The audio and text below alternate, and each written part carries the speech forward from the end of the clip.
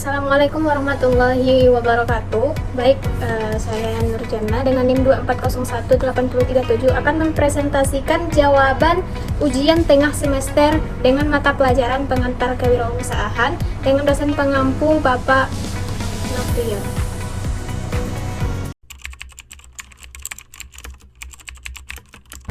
Baik, jawaban pertama nomor 1 yang A, yaitu menurut saya, dalam konteks wirausaha, saya lebih setuju dengan konsep pemimpin itu dibentuk. Kenapa? Karena alasan saya yang pertama, pengalaman dan pembelajaran. Seseorang wirausaha seringkali menghadapi berbagai tantangan yang memerlukan pembelajaran dan pengalaman yang ada. Melalui kegagalan dan keberhasilan, mereka dapat mengembangkan keterampilan dan pengetahuan yang diperlukan untuk memimpin. Jadi, pengalaman itu menurut saya sangat penting jika kita akan memulai sebuah usaha.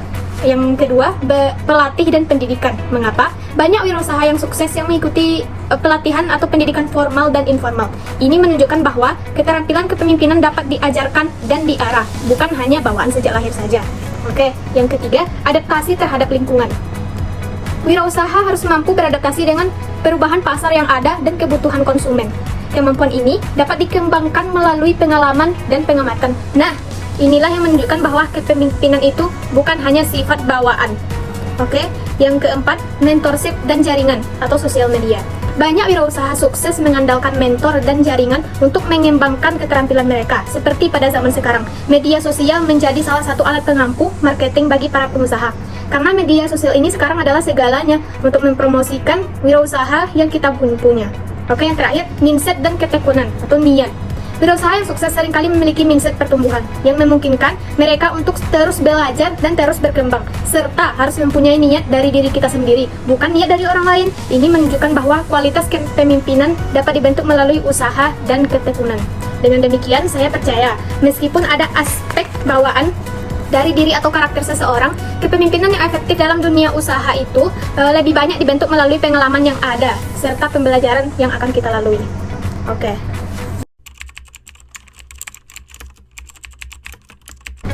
Baik, untuk jawaban saya yang nomor 1 yang B, bisakah anak seorang petani itu menjadi seorang pengusaha? Jawaban saya adalah ya, bisa.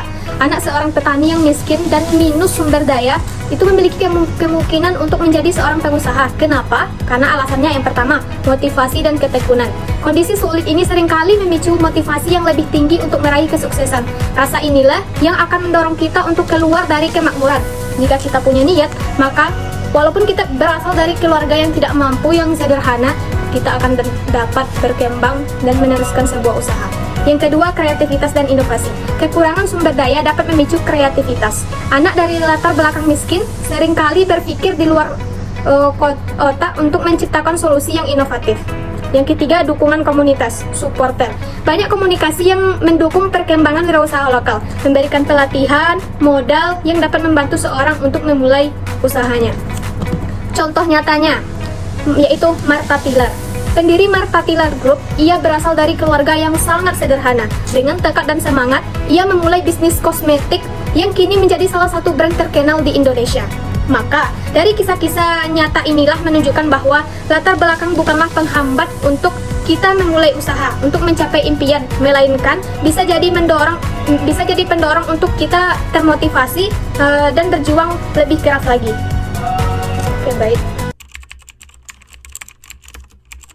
Baik, untuk jawaban saya yang nomor 2 yang A, dari contoh soal sebelumnya, dari ketiga ciri pengusaha sebelumnya, saya merasa bahwa saya mampu berkomunikasi dengan baik.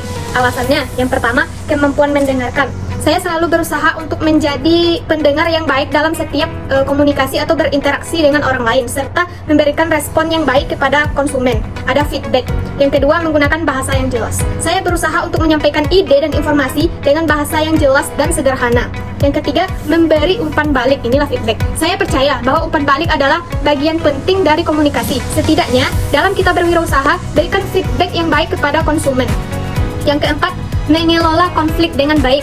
Saya berusaha untuk menghadapi perbedaan pendapat serta tetap tenang dan terbuka dalam berwirausaha. Yang kelima, memanfaatkan media sosial dan komunikasi digital. Saya mengandalkan media sosial yang saya punya untuk mempromosikan usaha yang saya jalankan. Maka, ini juga merupakan kunci kesuksesan sebagai seorang pengusaha. Oke, baik. Untuk jawaban saya nomor 2 yang B, saya akan lanjutkan. Ciri terlemah saya apa? Yaitu, ciri terlemah saya adalah mampu mengatur waktu. Meskipun saya sudah berusaha nih, namun terkadang masih mengalami kesulitan dalam mengelola waktu dengan baik. Tantangannya, yang pertama, menunda tugas. Saya seringkali menunda tugas, terutama dianggap sulit dan sering menumpukkan deadline. Jadinya tugas saya bertumpuk, deadline-nya pun menumpuk. Yang kedua, kesulitan dalam prioritas. Terkadang saya kesulitan menentukan mana tugas yang lebih prioritas sehingga seringkali saya menghabiskan waktu pada tugas yang kurang mendesak. Itulah saya. Yang ketiga, gangguan dari lingkungan seperti notifikasi dari ponsel atau suara bising seringkali mengalihkan fokus saya. Nah, bagaimana langkah saya untuk mengatasinya? Yang pertama, menetapkan tujuan harian.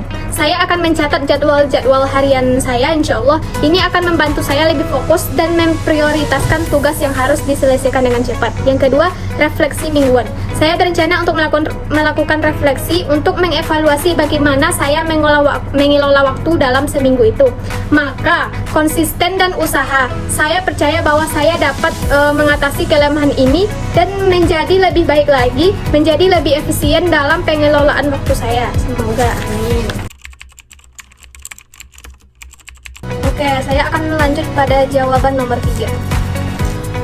Jika saya menjadi seorang wirausaha yang memulai sebuah usaha, ada beberapa hal yang akan ada dalam pikiran saya. Yang pertama, identifikasi masalah dan kebutuhan.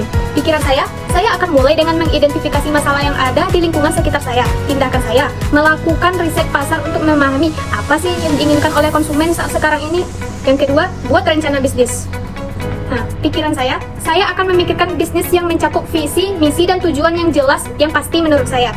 Tindakan saya akan menyusun dokumen rencana bisnis yang mencakup analisis pasar dan lain-lainnya. Yang ketiga, kaji sumber daya yang tersedia. Karena untuk mencari sumber daya yang tidak ada itu agak sulit ya.